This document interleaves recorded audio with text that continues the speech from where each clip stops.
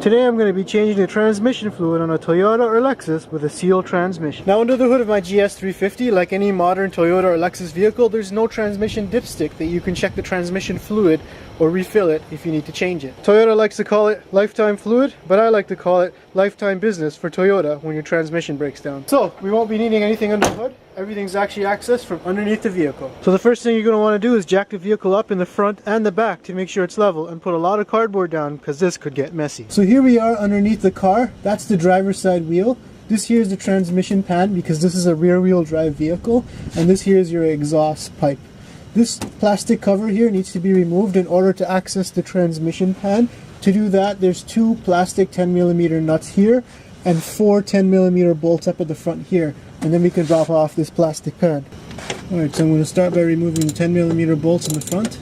Alright, so we're going to remove this 10mm nut on this side here at the back, and then once that nut is removed, this pan can drop out. When bolts are removed, I can then remove the plastic cover to expose the transmission pan. Alright, so this here is the transmission pan. It's held on by 20 10mm bolts.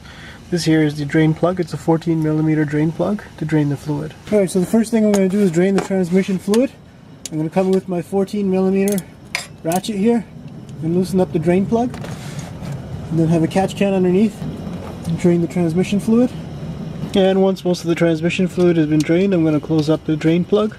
So now that all the fluid is drained, I'm going to take the old fluid and pour it into a container to measure it. Being careful not to lose any of the fluid because I want to get the exact measurement so I know how much to put back inside.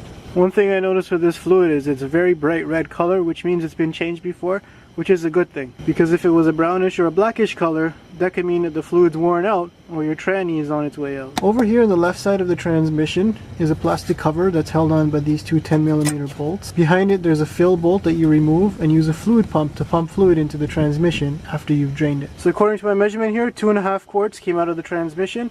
So I'm going to be adding 2.5 bottles of transmission fluid. So I'm going to be using a world standard Toyota Genuine fluid, and I've got my siphon pump here that I'm going to use to pump it in. So how this pump works, you push it back and forth, you stick one side into your bottle, then you stick the other side into the transmission. So now that the transmission fluid has been drained from the pan, I'm going to need to fill it. So I'm going to go over here to the passenger side and remove these two 10mm bolts that hold this plastic cover on. One here and one over here. And then I can reach in and remove this plastic cover. Just pry it off the side of the tranny and pull it down.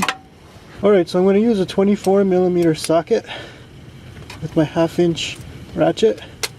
Put it onto the fill bolt. It's a nice big bolt there. And break it free. Okay, I got it free. Alright, so the bolt's removed. This is what the fill bolt looks like on the transmission. It's got a WS on it for WS fluid. Alright, so I'm going to stick the outlet side of my fluid pump into the fill port on the side of the transmission. And then I'm going to stick the inlet side of the pump into the transmission fluid bottle all the way down to the bottom. Alright, so now I'm going to pump the new fluid into the transmission. Alright, this quart is done. Make sure you drain all the fluid so you get your measurements right. Alright, so I've refilled the transmission with 2.5 quarts of transmission fluid. So I'm going to go ahead and replace the fill plug on the side of the transmission here. Then I'm going to come in with my 24mm socket and snug that WS bolt down. And next I'm going to install this cover. Just going to put that in there and then reinstall the two 10mm bolts on the side of the transmission. Snug this down. So instead of using a dipstick on the transmission, they actually use an overflow bolt that you pull out when the transmission is hot and the excess fluid drains.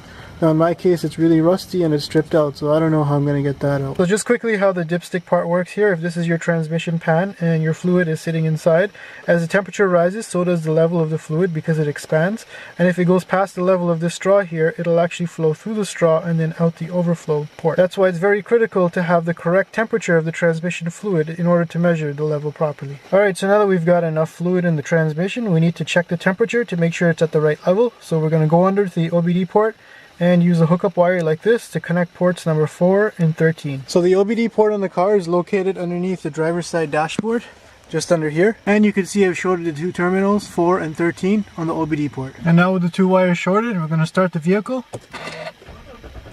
And you'll notice that it revs really high and there's a bunch of lights on the dashboard. In order to put the transmission into temperature indication mode, I'm going to shift from park to S and then go down to first gear and then all the way back up to sixth gear. And then I'm going to go back over to P. Then I'm going to go back over to the D position and then go back and forth between neutral and drive